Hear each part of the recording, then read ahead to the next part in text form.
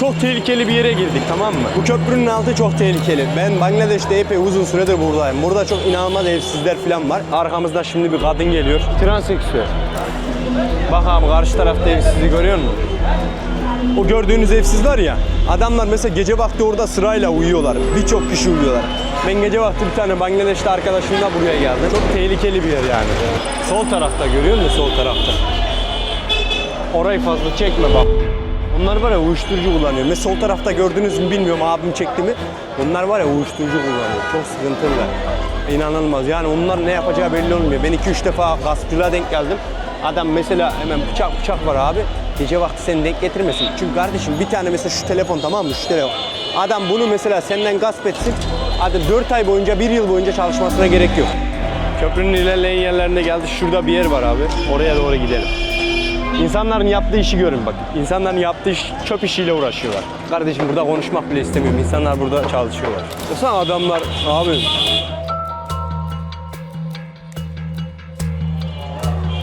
Kardeşim burada siz nasıl ekmek parası kazanıyorsunuz? Burada nasıl ekmek parası kazanıyorsunuz? Hı? Abi bilmiyorum, bir şey diyor, bir şeyler diyor. Adam geliyor, gel abi gel uzaklaşak, bu ne istiyor ya? Onlar var ya, bizi burada bıçaklarlar. Bıçaklarlar. Bangladeş'in zengin kısmından başlatıp fakir kısmını göstereceğiz. İki farklı yaşam bu videoda göreceksiniz. Bangladeş'in başkenti Dhakka'ya hepiniz hoş geldiniz. Bangladeş'te iki farklı hayat var. Bugün bulunduğumuz yer zenginlerin olduğu bölgesi. Yani burası Gülşen diye geçiyor. Burada Bangladeş'in en zengin ve elit insanları yaşıyor. Sokakları ve güvenliklileri göreceksiniz. Burada var ya, her sokağın girişinde böyle polisler bekliyor. Girişler, kontroller had safhada. Çünkü burada çok elit insanlar yaşıyor. İnsanlar çok bambaşka bir yaşam inşa etmişler. Bangladeş'in zengin kısmından başlatıp fakir kısmını göstereceğiz. İki farklı yaşam bu videoda göreceksiniz. Ben stajyer Seyyah. Hepiniz hoş geldiniz.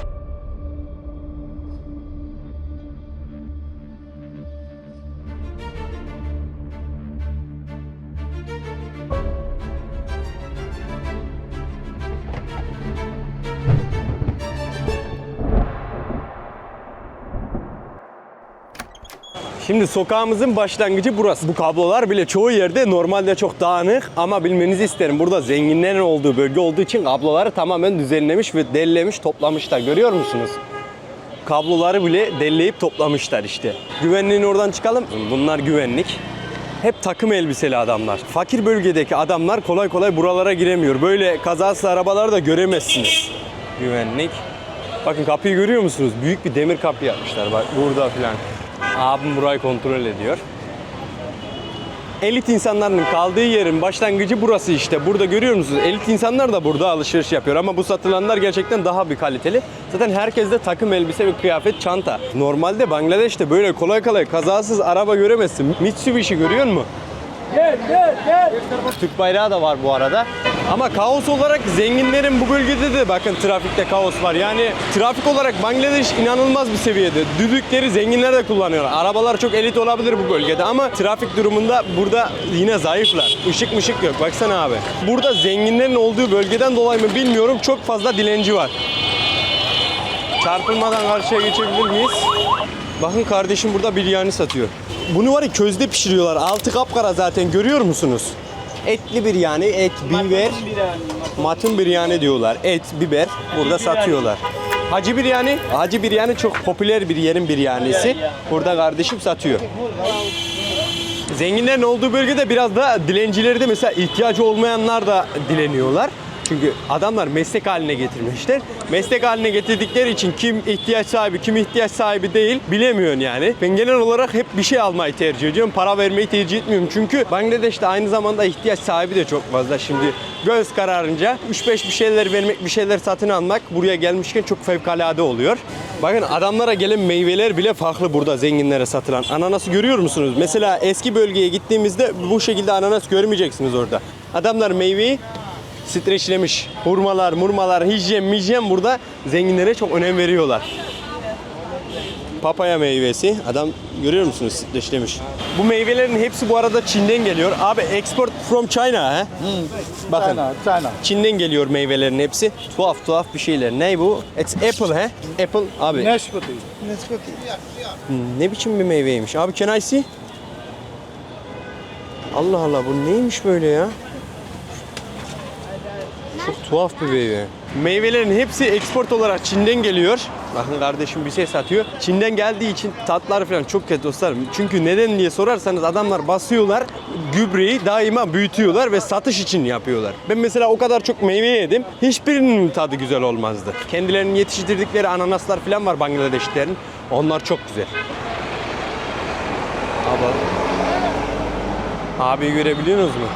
Size bahsettiğim gibi maalesef zenginlerin olduğu yere de her ne kadar polis olsa da caddelere evsizler gelmişler. Tehlikeli adamlar. Abi bak hele teyzem biber satıyor ha.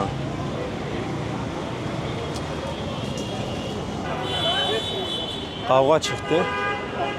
Şimdi şöyle bir şey var. Bu suları bir yerden dolduruyorlar. Mesela kaldığım yerlerde falan bu hazır su diye veriyorlar. Nereden dolduruyorlar bilmiyorum. Kavga çıktı ne olduysa. Old dakika dediğim yerde eski dakikada böyle bir yer falan göremeyeceksiniz. Buraya iyi bakın. Oraya gittiğimde oradaki kaosa şok olacaksınız. Selamünaleyküm. Bu gördüğünüz Gülşen Gölü. Göl biraz temiz ama leş gibi kokuyor. Bakın abim nasıl bahçe yapmış görüyor musunuz? Burada hep zenginlerin bahçesi. Nasıl ince bir sistem halinde düzeltilmiş. Bak kardeşim zaten orada çalışıyor. Kardeşim burada tuvaletini yapıyor. Zengin bölgesinde temizliğe çok önem veriyorlar. Bakın abim çok inanılmaz bir şekilde temizlik yapıyor. Gülşen Nehri'ni temizliyor adam. Bak hele ya. Selamun aleyküm. Tumu keman açu. Nehrin üstündeki şu sağ taraf şu bölge tam olarak tamamen pislik. Böyle var ya. Abi bu adam kaç paraya bu işi yapıyor ki? Çok merak ediyorum açıkçası. Zaten suyun pisliği bilmiyorum. Tuvalet mi geliyor, lağım mı geliyor? Buraya da inanılmaz bir koku var gerçekten. Ben epey uzun bir süredir Bangladeş'te olduğum için kokulara biraz bağışıklık kazandım. Birçok kez hastalandım, birçok kez evden dışarı bile çıkamadığım oldu ama şu anda fevkalade durumdayım. Artık alıştım sayılabilirim. One month money. One month money. Heh. তোমার salary কত? 12,000 one month salary. 12,000. Yes. Only for one month. This. Kardeşim 12,000 dedi. Demek istediği 12.000 taka alıyor bu abim böyle işler yaparak. 12.000 taka da $100. She's only not this work. Oh look this. Evet, people. yes. She's your team. Our team. One team. This lake is beautiful view. Okay. And this clean. Okay. All working. Kardeşim ne dedi? Bu adam dedi karşıdaki ekiple beraber çalışıyor. Bu 12.000 taka alıyor. Bunlar bir takım dedi. Bunlar zenginlerin olduğu bölgeyi temizliyorlar tamamen dedi. Gülşen diye geçiyor burası. Gülşen 1, Gülşen 2. Ondan sonra Boşundıra diye bir bölgeleri var. Burada tamamen elit insanlar kalıyor. Zaten binaları falan gördünüz. Yüksek yerleri böyle. Zaten Old Dakka'ya gittiğimizde buranın ne kadar farklı ne kadar elit bir yer olduğunu anlayacaksınız. Bölümün ilerleyen dakikalarında. O yüzden videoyu beğenmeyi unutmayın.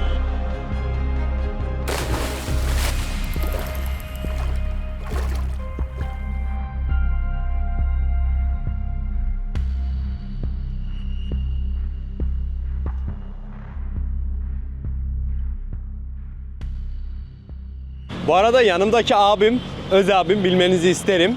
Zengin ve fakir videosunda zengin kılığında ben dahil olmak isterim dedi. Ve öyle bir kombin yapmış kendine. Selamünaleyküm abi, Tumu Keman açı. Şimdi size bir şey söyleyeyim. Bangladeş'te mesela bu adam Old Dakka'da o eski bölgede çalıştıysa mesela ne bileyim doğduysa bu tarafa gelebilirse geliyor ve zenginlerin işini yapıyor. Zenginler güzel paralar ödüyor. Yaklaşık mesela $200 falan ödediğinde bu adamlar sana çok sadık oluyor ve işini gücünü düzenle yapıyorlar. Bangladeş'te gerçekten 3-5 kuruşa yani açıkçası bu insanlar hayatlarını idame ettiriyorlar. Adam $200 7-24 saat çalışıyor. Çok inanılmaz bir işsizlik oranı var. O yüzden bu denli insanlar çalışıyorlar.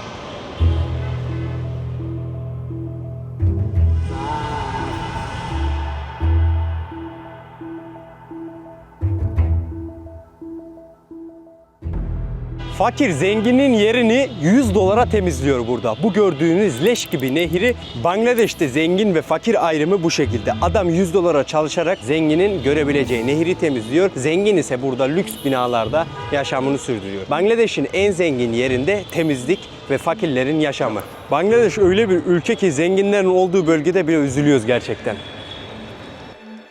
Zenginlerin yaşadığı bölge burası. Aslında içeride zengin arkadaşlarım da var mesela, tanıdıklarım. Onların hayatını da size gösterebilirdim. Ama ben daha çok perspektif olarak sizlere dışarıdan gözlemlediklerimi göstermek istedim. Şimdi ise fakirlerin olduğu bölgeye doğru yolculuğa çıkacağız. Bir tane CNG'yi, yani Asya'da tuk dedikleri şeylerle buradan tutup 500 taka verip Old Dakka'ya gideceğiz. Orası ise fakirlerin yaşadığı, yoksulluğun ve fakirliğin had safhada olduğu bir yer. Şimdi yola koyulalım.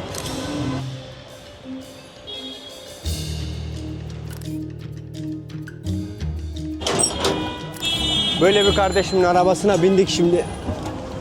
Hadi gidelim kardeşim. Burada genel olarak bunlar kullanılıyor. Gerçi birçok fazla ulaşım şeyi var. Taksi ama Bangladeş'te çok kolay. Yani ulaşım bayağı iyi. 4 dolar 500 taka yapıyor. 10 kilometre yol götürecek. 14.00'da yola koyulduk. Yaklaşık 10 kilometrelik yolu gidecektik değil mi? Şimdi size gösteriyorum. 10 kilometrelik yolu, bakın trafiği görüyor musunuz? Kapımızı açamıyoruz. Trafik, aman Allah'ım, buradan gitmiyor. Hiçbir şekilde ilerleme kat edemiyoruz. Yaklaşık saat şu anda kaç? Bakın 16.26. 16.26. Kaç kilometre yol gelmişiz seyredin. Nerede bizim adresimiz? Burası Old Dakka. Yaklaşık 3 kilometre yol gelmişiz. 2 saatte 3 kilometre yol. Bakın. Burası Google Maps, görüyor musunuz? Google Maps'te şu anda her yer kıpkırmızı. Aman Allah'ım. Bangladeş'te bir yere geleceğiniz zaman kesinlikle hesaba katmanız bir şey var.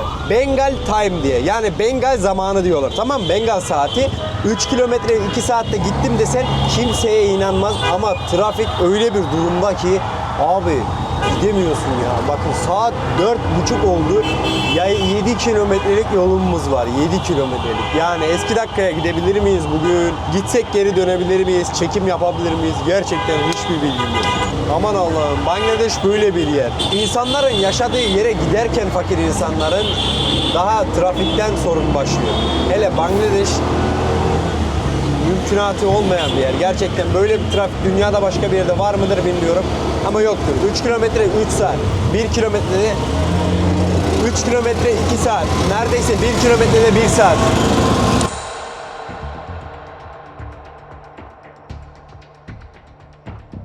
O tuk-tuğa bindiğimizde ben binmeden önce 21 yaşındaydım. Şu an size bir şey söyleyeyim. Mental olarak vallahi diyorum bana kaç yaşındaydım. Abi o kadar çok kötü bir trafik olabilir miydi? Öyle bir kötü bir yolculuk olabilir miydi? Evsizlerin olduğu yerlere geldik. Buralarda insanlar, daha doğrusu Old Dakka diyorlar. Eski Dakka burada. Bakın sokakları göreceksiniz. Size gösterebildiğim şekilde buralara elimden geldiğince göstermeye çalışacağım. Sesim bile gitti. Kaç saat oldu? Nereden nereye? Bakın burada yaşam kaos içinde. İnsanlar burada var ya, o adam 100 dolar falan alıyor mesela, orada o çok iyi bir para. Burada ise adamlar 10-20 dolarlar alıyorlar. Çok inanılmaz rakamlar. Satış yapıyorlar farklı farklı. Bir göreceksiniz. Burada hayat çok zor. Şimdi yavaş yavaş ilerleyelim. Siz de o esnada videoya bir tane beğeni bırakmayı unutmayın. Videoların devamının gelebilmesi için.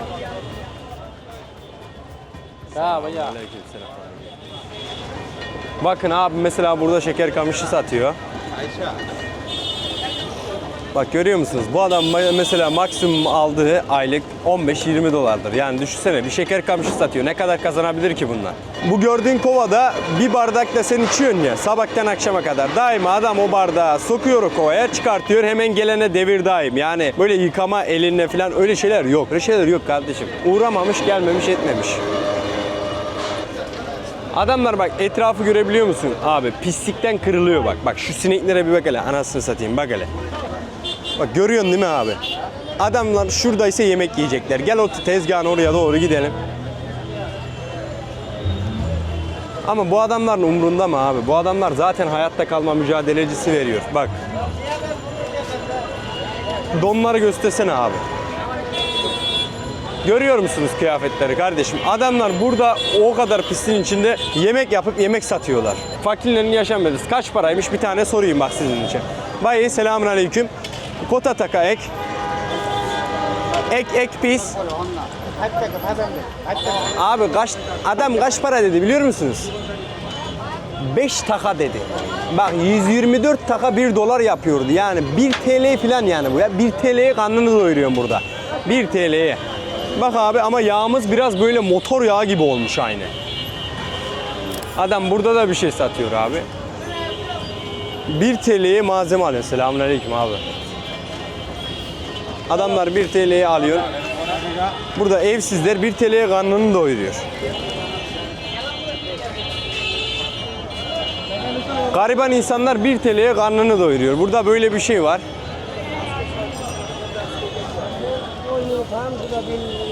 Selamünaleyküm. Gel abi böyle bir yere girdik şimdi. Ne yapıyorsun abi? Tumu keman açıyor. Bakalım çay satıyor. Ek çay kota taka. Das taka. Abi bir bardak çay 2 TL. Kardeşim. Kameramana bir 2 tane pane abi. 20 Pane. riyal, 2 tane pane. Du pane. 20 real, 2 pani. Okey pane abi. Su ver de şu kameramana bir su içerim. Abi mahvolduk ya. Lan adamlar böyle bir yerde satış yapıyor. Böyle bir yaşam belirtisi. İşte böyle çadırla çevrilmiş. Etrafı çeksene abi ne kadar ilginç. Aha adam girdi içeriye. Hoş geldin abi. Çayın kevizi. Etraf inanılmaz bir yer. Ama ucuza hizmet almak istiyorsan bu gibi pisliklere maruz kalacaksın. Nereden nereye geldik? Abimden bir bardak su içtik. Yeah, 20 real. Vallahi bu kadar da fazla paramız var ama umarım gasp edilmeyiz ya. Vallahi umarım sıkıntı olmaz.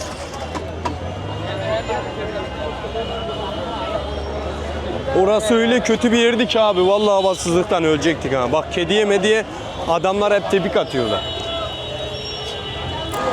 Zengin bölgesinde alsanız bunu kaç paraya alırsınız? Çünkü hizmet var. Burada ama adamlar bak kendisi dolduruveriyor kabına. Ucuz abi.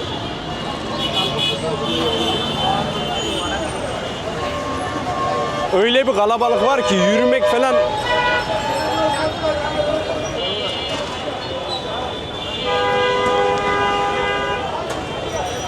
Abi burada yaşam yok ki. Vallahi var ya burada kaos var. Yemin ediyorum kaos var resmen. Bakın abim küçücük bisiklete neler yüklemiş. Ne hale ya. Mesela bu adam biraz İngilizce bilse sorsam bu adama aldığı maksimum aylık 50 dolar paradır ha. 50 dolar. Aylık çalışmayla. Şunu yüklemiş. Nasıl yüklemiş ben de bilmiyorum. Savaş var abi. Savaş. Otobüsün haline bak abi. Otobüste zaten kaza yapmaktan perişan olmuş. Bak vuruyor. Bak çek abi vurdu bak.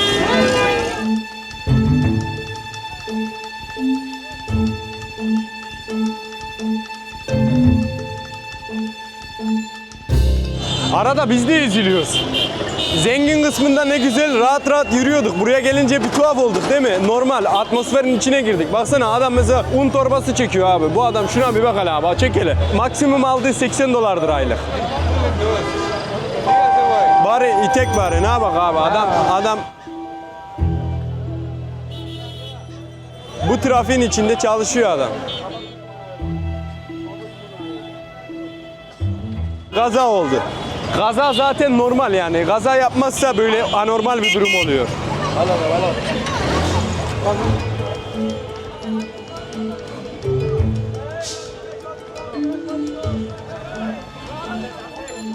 Zenginlerin olduğu yeri gösterdiğim gibi burayı da gösterdim ama burada kaosun, savaşın içine girdik. Yani burada ne göstereyim?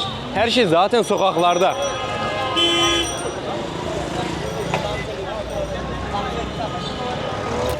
Şuna baksana abi, adamlar kafasında ne taşıyor? Bu adamın aldığı para kaç paradır Allah bilir. Bir şey anlatacaksın, araba çarpacak, hemen her şey oluveriyor. Adam donunu indiriyor, işiyor.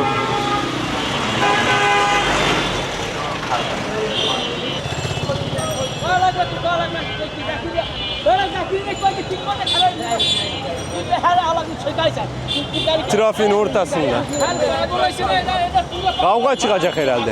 Zengin bölgesinde olduğum gibi, anlattığım gibi size anlatmaya çalışsam burada öyle bir şey yok. Nasıl anlatacaksın abi? Ortalık Allah bullak karışık, karman çorman işte.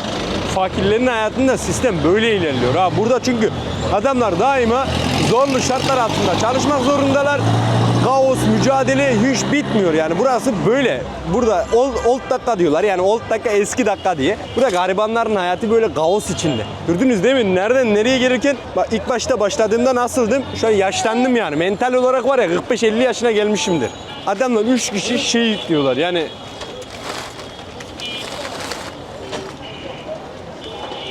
bir tomara o kadar ağırdır ki adamlar kafalarında taşır. Bak. Niye size ben söyleyeyim adam niye kafasında taşıyor? Çünkü burada makineyi kullanmak insanı kullanmaktan daha pahalıya geliyor. Benzin parası, gaz parası, tuz parası. Adamlar ben diyor 2 tane makine alacağıma diyor 200 tane insan getiririm diyor. Hem lafımı dinlerler hem de işimi yaparlar hem de ucuza gelir diyor. Görüyor musun? Bangladeş'te mantık bu abi. O yüzden adamlar kafalarında taşıyor. Bak abime bunu kafasına koymasının sebebi kafası ağrımasın diye. Selamünaleyküm. Tüm kemanatçı bay.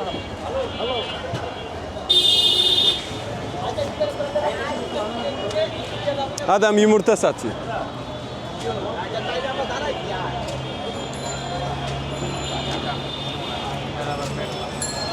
Şuradaki adam tatlı sattığı tezgahın yanındaki yeri bir göreceksiniz. Lağım. Fare filan hak getirir. Fare yok. Zaten fare barınmıyor ki burada.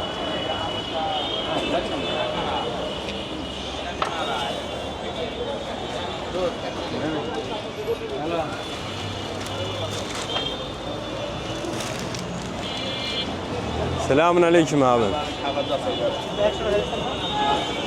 Bakın abimin tezgahını size anlatayım. Bu yağ. Yağ, şerbet, halka tatlı satıyor adam. Tezgahı inanılmaz bir şekilde. Bunun içinde hamur var. Hamuru bu bezde sıkıyor abi.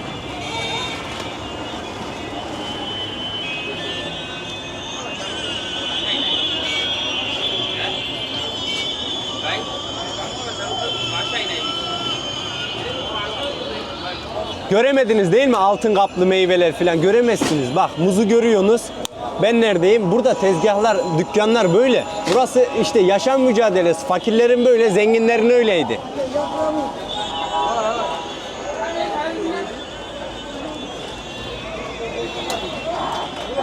Bu dayım bir hambal.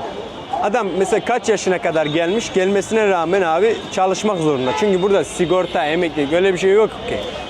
Adam 60-65 yaşında hammallık yapıyor. Kaç para alıyordur? Maksimum aldı $100'dır yani.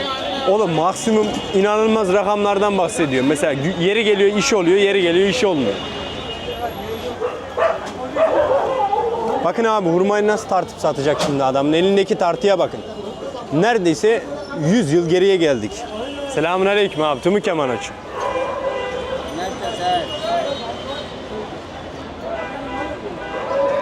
Abim bize bir baktı, sen ne bakıyorsun böyle der gibi, anlamadım niyeyse. Normalde baktık yani, selam da verdik. Hurma satıyor, hurmanın kilosu pahalı. Zaten adamlar gariban. Bir de dışarıdan geliyor, ithal olarak. Abi bunu bir göstersene abi, göster. Bak hele, adamın tartısına bak.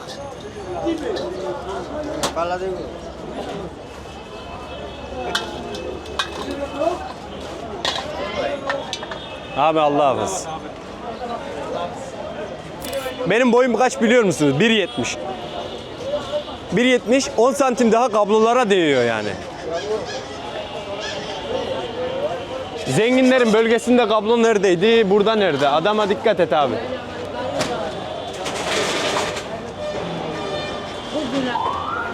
Abim yine burada bir şeker kamışı satıyor.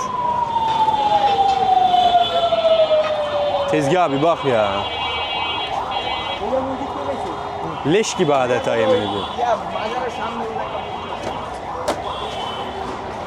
Selamünaleyküm. Buradan şeker kamışı iç. Yarına çıkarsam ben neyim vallahi bak. İçilmez yani. Tezgahın hali belli. Benim tecrübelerim belli. İçilmez abi. Çünkü adam durduğu yer bambaşka bir yer. Yani burada duruyorsa bu adam genetiğinde zaten bu şeker kamışını nereden aldığını bir sorgulamak gerekiyor. Çünkü adam öyle bir yerde duruyor. Mesela elit bir adam olsa, temiz bir yerde dursa abi bundan içilir. Mesela sokak lezzetleri yiyorum arada. Görüyorsunuz, beğeniyorsunuz videolarımı. Adamların mesela prensipleri var. Adam mesela öyle yerde duruyor ki tamam diyor yani burada bu adamdan yenilir. Ama bu adamdan içilmez. Çünkü bu adam öyle yerde duruyor ki adamın genetiği bile sıkıntılı. Durduğu yer sıkıntılı. Allah'ım bir 5 santim daha verdi mi Bangladeş'teki kablolara kafam değecek yani. İleride şimdi köprünün altında evsizler var inanılmaz bir şekilde. Hava kararırsa sıkıntı olabilir. Zaten cebimde bir raddede para çıkarttığımı gördünüz. O yüzden ufak bir çekim yapabilirsek yapacağım elimden geldiğince. Size burada burası Old Dhaka yaşantısını göstereceğim. Ondan sonra canımızı da tehlikeye atmaya gerek yok abi. Yani bir kere canımız var. Zaten başımıza gelmeyen kalmadı Bangladeş'te.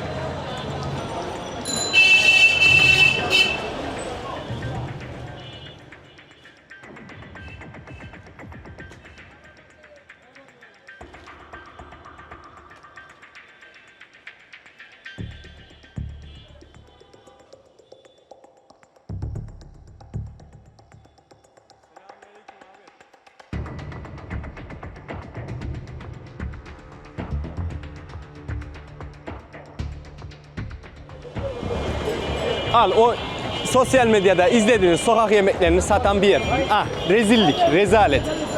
Elini sokuyorlar abi. Sokuyorlar. Selamünaleyküm abi. Ne pişiriyorsunuz böyle? Patlıcan. Her yeri böyle değil. Ama abi rezillik. Böyle yerler de var. Elini niye sokuyorsun ki kardeşim yani? Otur izle terapi gibi. Şuna baksana adamlar kazanın içini yoğurt diyorlar. Ne yaptıkları da belli değil. Very good. Kazana bak, yağa bak, adamların pişirdiği şeye bak. Aman Allah'ım ya. Allahu Ekber falan demeye başladı abi. Hadi gidelim. Hadi gidelim. Buranın hali aman Allah'ım ya. Böyle bir şey olabilir mi ya? Nereden nereye geldik kardeşim? Adamlar orada meyveyi streçe sarmışlardı. Buraya geldik patlıcana elini sokuyorlardı adamlar. Elini. Şuna bak Allah'ını seversen. Devrim yaşadık resmen. Devrim. 100 yıl önceye gittik. 10 kilometre yolu 4 saatte geldik neredeyse. Ondan sonra da buraya geldik 100 yıl geriye gittik. Abi dikkat et.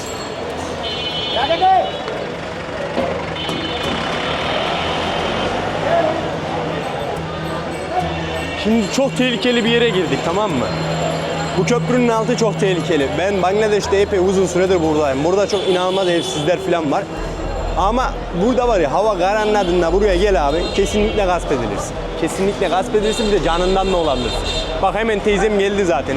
Hemen para istemeye geldi. Şimdi bir de böyle gözünü kapatıyorlar. Abi burada bir de transseksüeller var.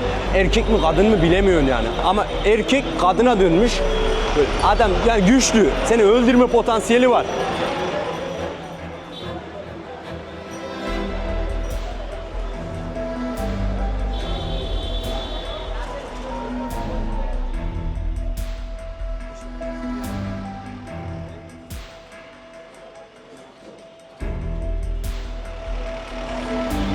Teyzem görüyor musun? Hep para istiyor bak teyzem.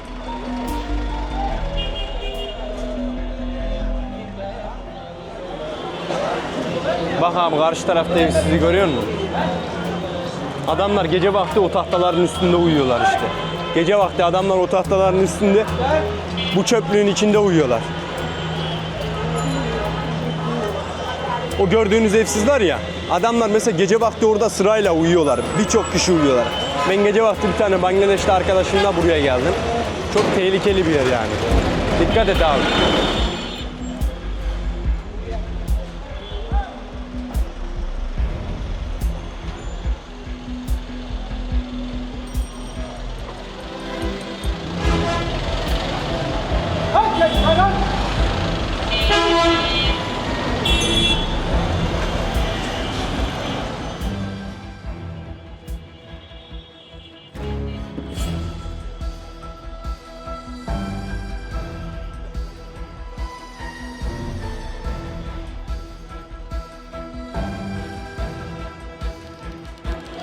İyice tehlikeli yere doğru gidiyoruz. Bak köprünün altına doğru. İyice derinleşiyor. Evsizler köprülerin altında ne yapıyorlar bilmiyorum ama genel olarak dünyanın her yerinde evsizler köprülerin altında barınıyorlar.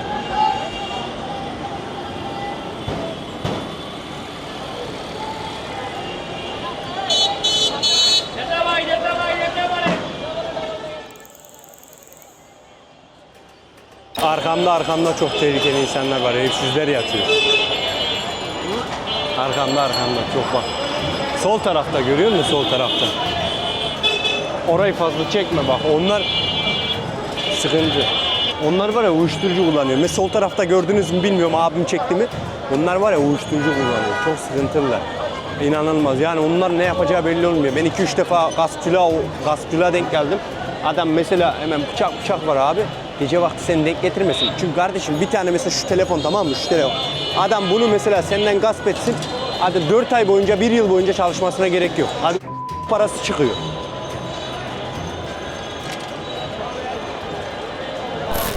İnsanlar burada yaşıyorlar. Kıyafetleri hep asılı karşı tarafta. Selamünaleyküm abi. Adam burada yemek yapıyor, burada yaşıyor, burada yatıyor, kalkıyor yani. Selamünaleyküm. Tüm kemançı, we are fine, you? Also he sleep here, right? Kardeşim adam burada uyuyor, burada yemek pişiriyor. Burası mutfağı. Hazır suyu orada, bak çeşmesi orada. Nerede kesiyor? Oturduğu yerde kesiyor, şimdi nereden atacak? Tabağına biberi nereden atıyor? Adam oturuyor oraya, orada kesiyor, sonra atıyor. Ya imkansızlıktan mı böyle yapıyorlar bilmiyorum ama ben de anlam veremiyorum. Yani ya bir tane daha tabak olsa kardeşim, tabağın içinde kessen, ne bileyim tabağın arkasında kessen. Yani oturduğun yerde kesmenin, pis yerde kesmenin bir anlamı var mı? Bir mantığı var mı? Açıkçası bilmiyorum. Ben de anlam veremiyorum zaten.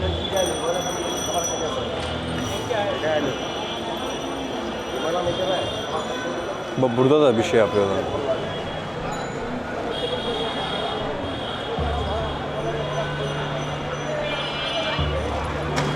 İçeride farklı bir şey dönüyor abi. Çay may satıyorlar da niye böyle çevrilmişler? Bir şey satıyorlar.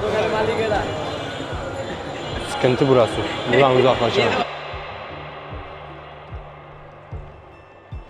Bak mesela arkamızda şimdi bir kadın geliyor. Abi çok sıkıntı. Transseksüel.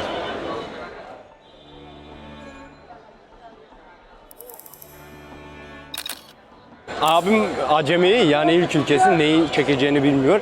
Çok dikkat etmemiz gerekiyor açıkçası. Gerçekten havada kararıyor.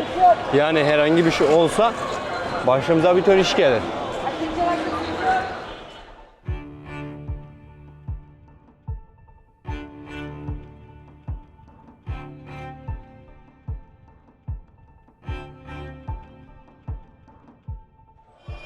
Köprünün ilerleyen yerlerine geldi. Şurada bir yer var abi. Oraya doğru gidelim. İnsanların yaptığı işi görün bak. İnsanların yaptığı iş, çöp işiyle uğraşıyorlar.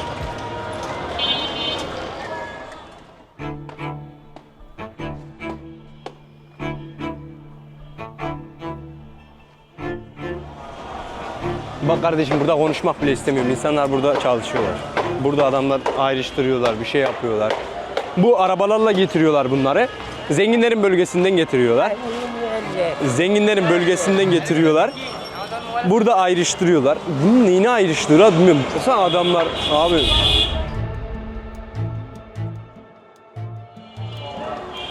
Kardeşim burada siz nasıl ekmek parası kazanıyorsunuz? Burada nasıl ekmek parası kazanıyorsunuz?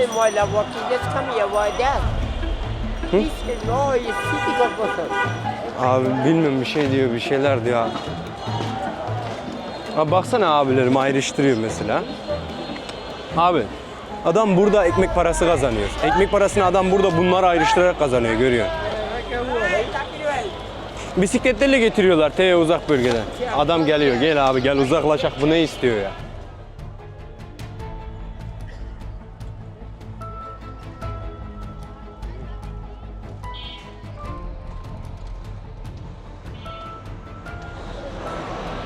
Daha fazla gitmeyelim.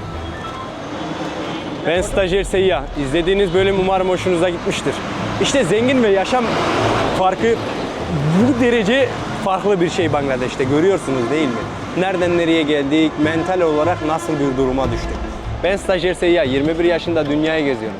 İzlediğiniz bölümler hoşunuza gittiyse videoyu beğenmeyi, eğer hala kanala abone değilseniz yeni videolardan haberdar olmak için abone olmayı unutmayın. Elimden geldiğince, dünyayı görebildikçe ben de sizlere göstermeye çalışacağım. Hepinize selamlarımı iletiyorum Bangladeş'ten. Kendinize çok dikkat edin. Biz kendimize çok dikkat ediyoruz. Sürçülisan ettiysek affola. Ne haliniz varsa görün diyerekten bir bölümün daha sonuna geldik.